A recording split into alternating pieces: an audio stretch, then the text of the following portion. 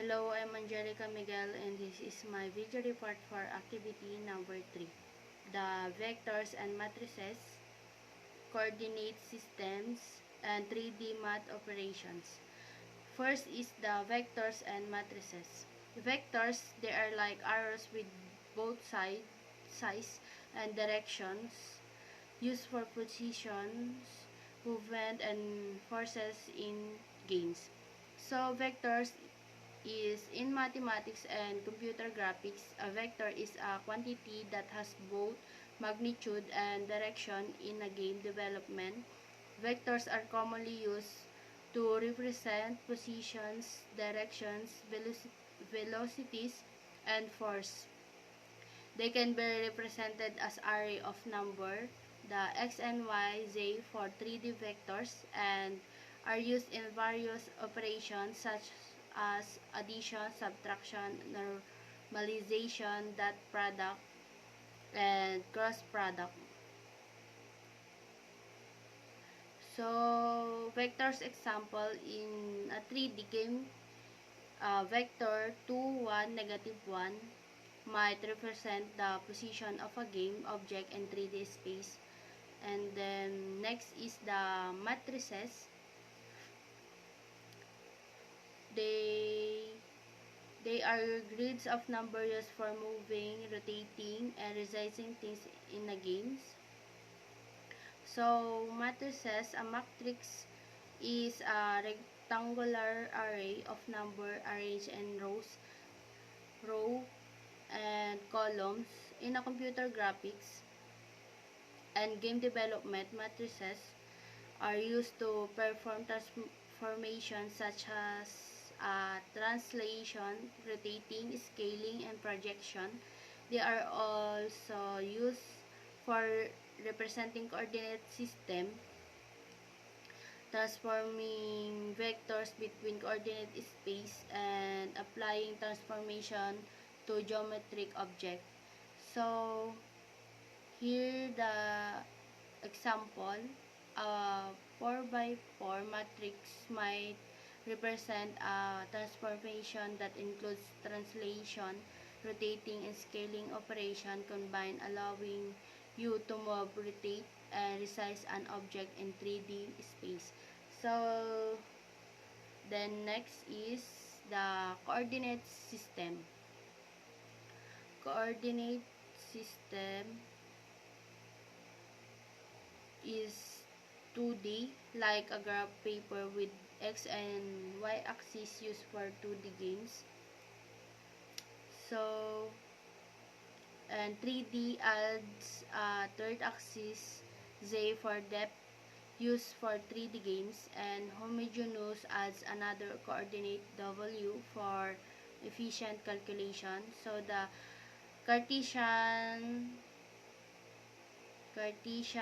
coordinate system is a two-dimensional coordinate system where points are located based on their distances from two perpendicular axes, usually labeled as x and y.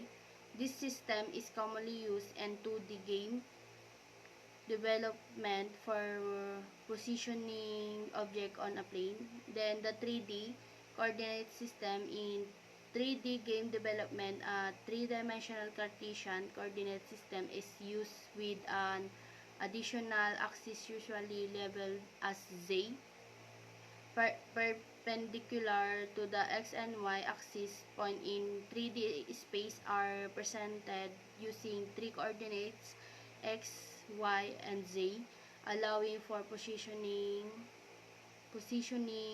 object in three-dimensional environment. And the homogeneous coordinate system is an extension of a Cartesian coordinate system used in computer graphics and 3D game development.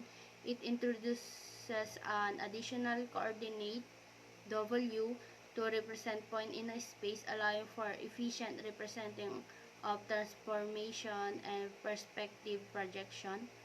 The The example is in a 2D, the Cartesian coordinate system example. In a 2D platform game, the player's position might be represented as x and y coordinates on the screen, where 0 and 0 is the top left corner. Then the 3D coordinate system is example, the racing game, a car position might be represented as y, x, y, and z coordinates in a 3D world where 0, 0, 0 in a point origin point. The homogeneous coordinate system example in 3D graphics, rendering homogeneous coordinates are used to represent 3D points in a more efficient way, facilitating transformation and perspective projection. And the last is the 3D math operations. The translation, moving stuff around, rotation, turning stuff, scaling, making stuff bigger or smaller, dot product, checking how similar two vectors are, and the cross product, finding a new vector at right angles to two others, and the matrix multiplication, combining matrices for complex transformation. Then last is projection, turning 3D stuff into 2D stuff for screens.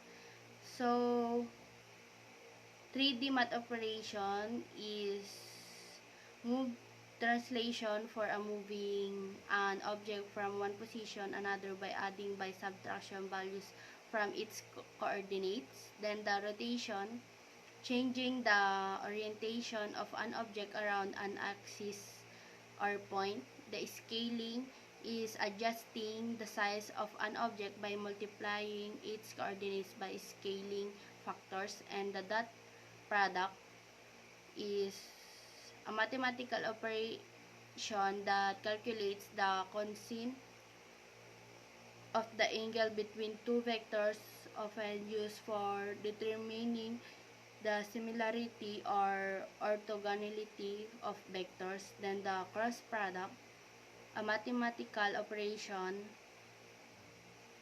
that produces a vector perpendicular of two given vectors, often used for calculating surface normals and determining orientation in 3D space. And the matrix multiplication, combining matrices to perform transformations such as translation,